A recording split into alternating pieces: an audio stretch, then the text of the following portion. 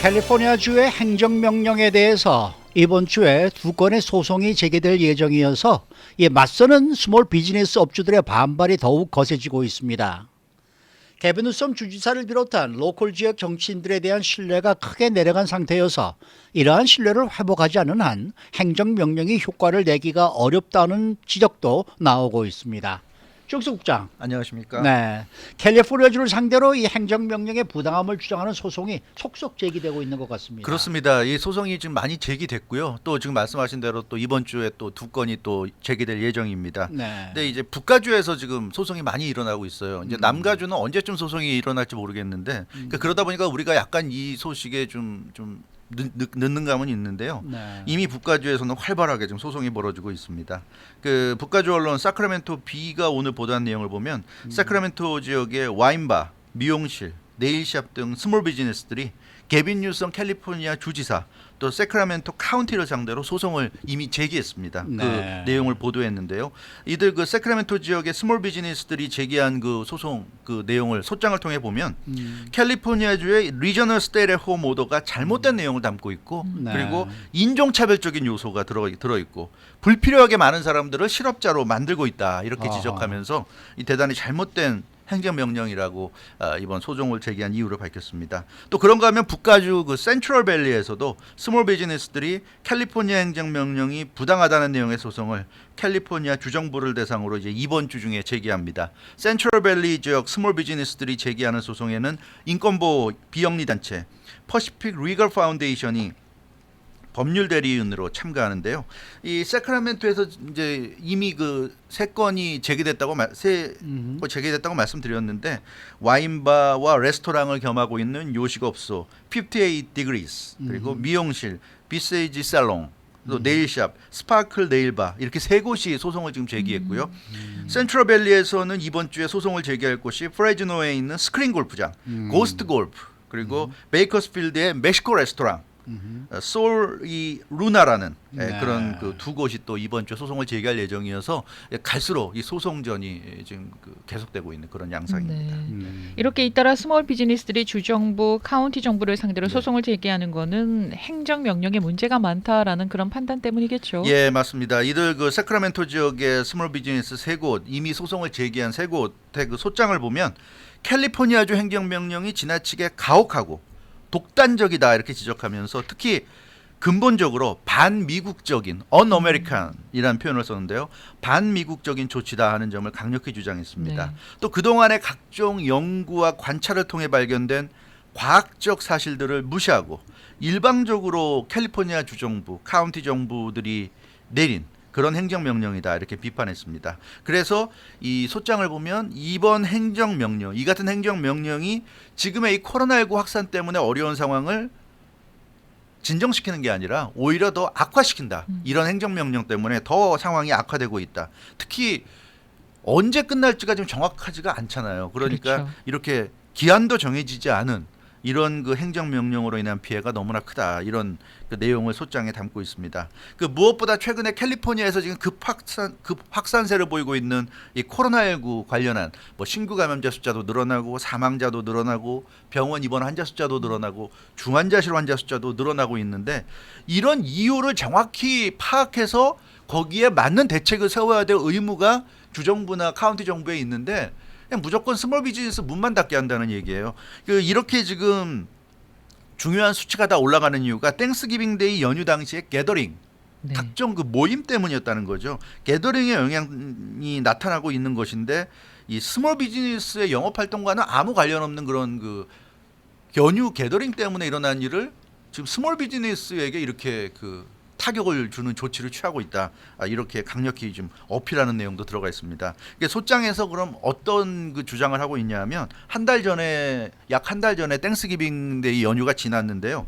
그 땡스기빙데이 연휴가 다가오는 시점에서 우리도 기억하지만 거의 매일같이 뭐 카운티 보건국이나 주정부나 계속 경고하는 그런 메시지를 발표를 했습니다. 네. 수많은 전문가를 비롯해서 연방정부 기관들, 뭐 로컬 정부들이 전면에 나서가지고 지속적으로 패밀리 게더링, 가족 모임이 굉장히 위험할 수 있다. 코로나19 급확산세로 이어질 수 있다. 그래서 땡스기빙이지만 이번만큼은 가족들 만나지 마라. 그런 얘기 계속하지 않았습니까? 저도 그렇죠. 매일같이 뉴스 시간에 전달해드린 기억이 나는데요. 근데 실제로 연휴가 끝나자마자 수많은 메이저 언론사들이 일제히 보도를 통해서 전국적으로 수천만여 명의 미국인들이 가족 모임을 땡스기빙데이 연휴 기간 동안에 가졌다. 이런 보도를 했다는 거죠.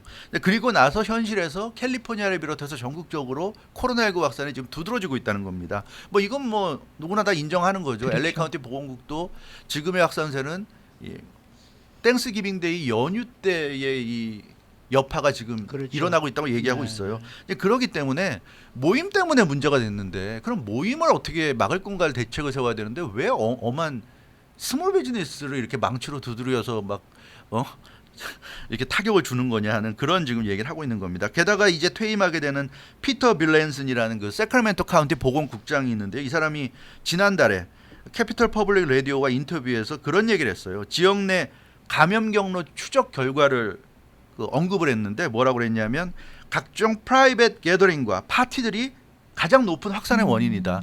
그러니까 캘리포니아나 이렇게 세크라멘토에서 코로나19가 확산되는 가장 큰 이유가 게더링이고 파티다 이렇게 얘기했고요.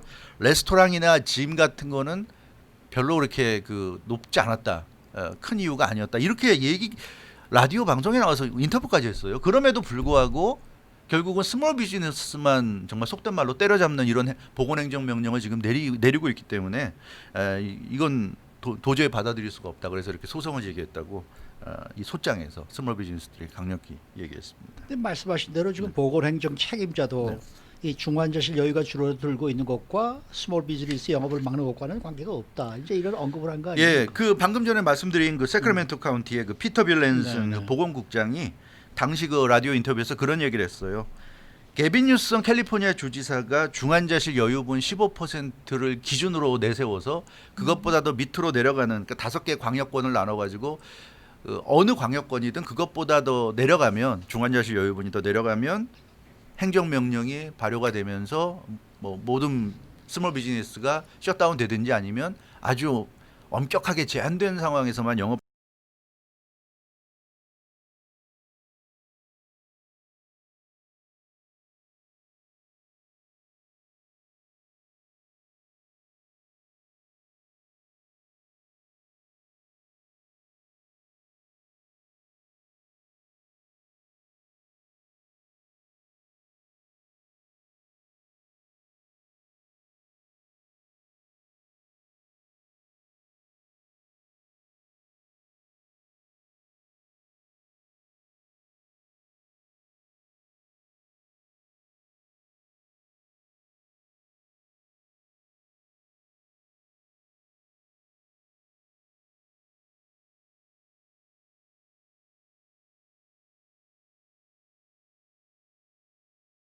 이 당시에 세크라멘토 보건국장이 라디오 방송 출연해서 그런 얘기를 했다고 그럽니다. 그래서 이 보건국장조차도 굉장히 부정적인 뉘앙스로 얘기를 했어요.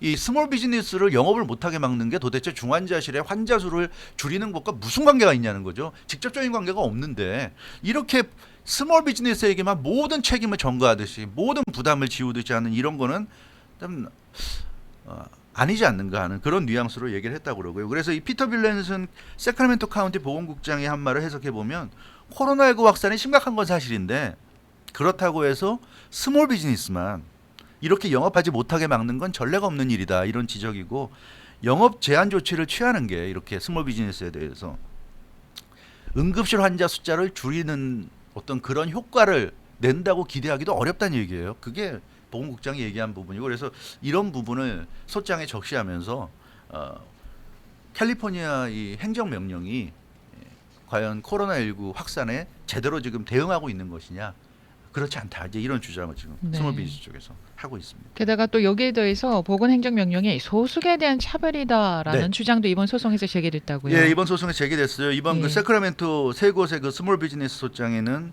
캘리포니아 행정명령이 유독 스몰 비즈니스만을 좀 주 타겟으로 해가지고 아예 영업을 완전히 못하게 막거나 매우 제한적으로만 영업할 수 있도록 하고 있는데, 사실 그 스몰 비즈니스는 거의 대부분 소수계가 하고 있습니다. 그렇죠. 이게 백인들이 하는 경우는 좀 보기 드물어요. 그래서 이 스몰 비즈니스에 대한 의존도가 높은 소수계 커뮤니티에 심각한 타격을 주고 있다고 지금 이 소장에서 주장하고 있습니다. 특히 이 피터 빌랜슨 이 세크라멘토 카운티 보건국장이 11월에 세크라멘토 카운티 슈퍼바이저 위원회 회의에서 아시아 사람들을 옐로 피플이라고 아주 공개적으로 얘기를 했어요. 그래서 네. 그 얘기까지도 이 소장에서 소개하면서 이 아시안들에 대한 스몰 이 소수계에 대한 그런 좀 인종차별적인 생각이 있는 사람들이 결정권을 가지고 이런 결정을 내리기 때문에 문제라는 그런 지적도 하고 있습니다.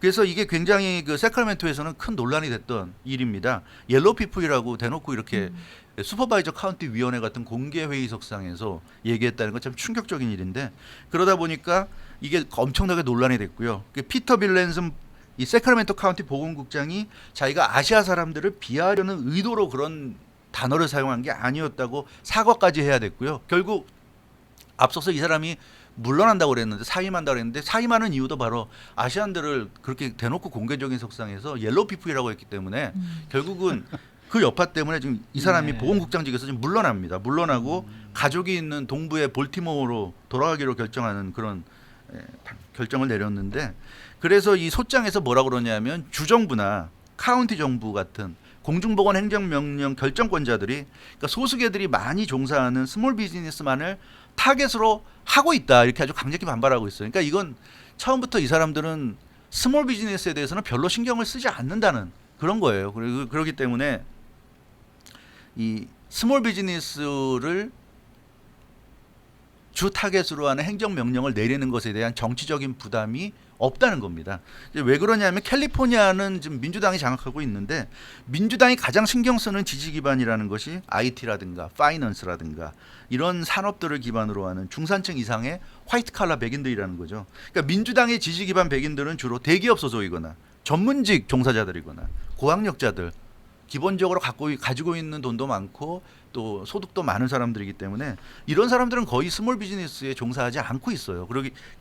그래서 이 캘리포니아에서는 가장 만만한 이 스몰 비즈니스를 집중적으로 좀 타겟으로 하고 있다, 이제 이런 얘기고, 그리고 이 지금 말씀드린 민주당의 가장 확실한 지지 기반이라고 할 수 있는 그 중산층 이상의 화이트 칼라 백인들, 이 사람들은 코로나19 확산에 굉장히 신경 쓰는 사람들입니다. 그러니까 주정부건 카운티 정부건 좀 적극적으로 대처하길 바라고 있어요. 그러니까 이 주정부나 카운티 정부 이런 사람들은 자기의 주 지지 기반이 원하는, 그러니까 무언가 조치는 해야 되겠는데 결국은 스몰 비즈니스를 타겟으로 해서 영업 못하게 막고 클로즈 시키고, 이게 바로 자신들의 지지 기반을 만족시키는 그런 조치라는 거죠. 지금 IT나 파이낸스 쪽에 셧다운 조치 안 내리잖아요. 그러니까 사람들이 의문을 제기하는 게 그런 거죠. 아니 스몰 비즈니스는 위험한데 무슨 IT 그런 회사에 출근해서 일하는 건 안 위험하냐, 지금 이런 얘기를 하고 있는 거죠.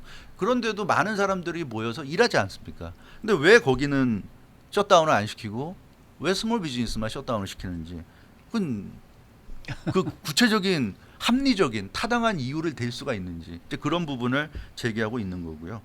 그렇기 때문에 이 로컬 정부들의 행정 명령이 굉장히 좀 문제가 있다, 이렇게 이번 소장에서 지적을 했습니다. 근데 이제 행정명령에 반발하는 여론이 매우 높은 건 사실이긴 한데, 네.